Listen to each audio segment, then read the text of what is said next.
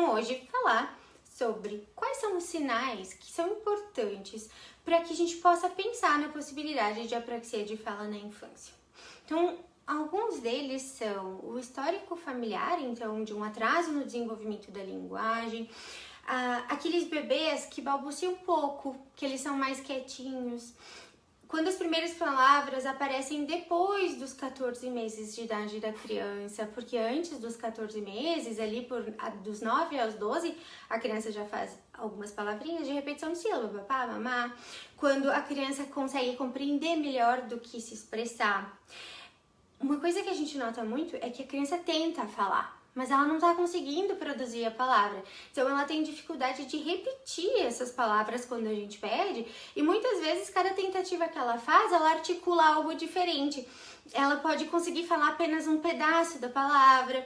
Então, quanto maior o número de sílabas dessa palavra, mais dificuldade a criança tem para falar, para imitar, para tentar repetir. A gente vê também que ela tem mais dificuldades em vogais, então, em vez de dizer pé, ela diz pá, né? Muito, assim, importante da gente ver quando ela tem dificuldade na entonação, na prosódia, que é quando ela fala a sílaba tônica da palavra, ela fala no lugar errado. Então, para eu falar bola, é o bó, mais tônico, né? E ela diz bolar, por exemplo. Ou ela tem uma entonação diferente de fala. Então, muitas vezes as crianças também podem ter dificuldades em praxias orais, como, por exemplo, fazer um beijo, assoprar, encher a bochecha de ar. Aí ela vai ter uma apraxia de fala associada a uma apraxia oral. A gente vê, são muitos sinais que a gente nota, né? Então, muitas vezes a criança pode ter também uma questão de sensibilidade alterada na boca, ela pode ter dificuldade para fazer mastigação, ela não sabe muito bem, ela não tem uma organização proprioceptiva muito boa.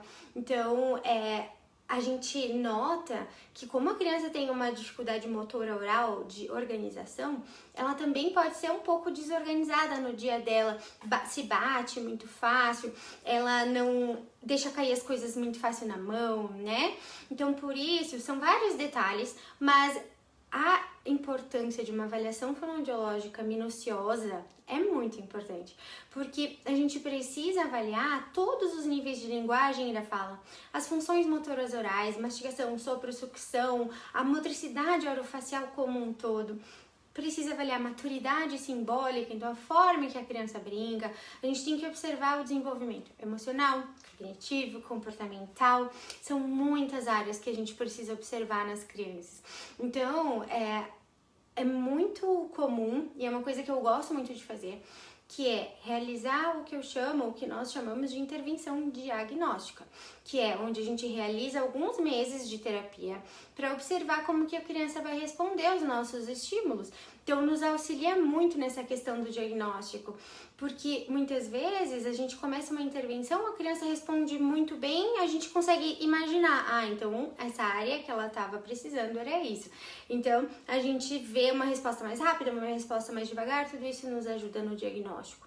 E, normalmente, a gente encaminha para neuropediatra, para otorrinolaringologista, para terapia ocupacional, então, para nos ajudar nessa questão do diagnóstico da criança.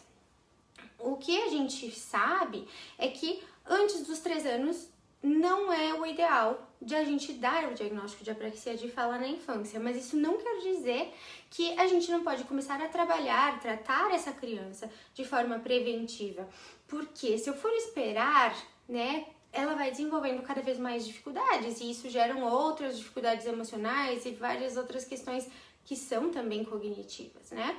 Então, o que é o melhor? Quando o fonoaudiólogo suspeita de uma apraxia de fala, ele precisa começar a fazer o tratamento dessa dificuldade na forma que funciona, né? Que realmente traga um benefício para essa criança.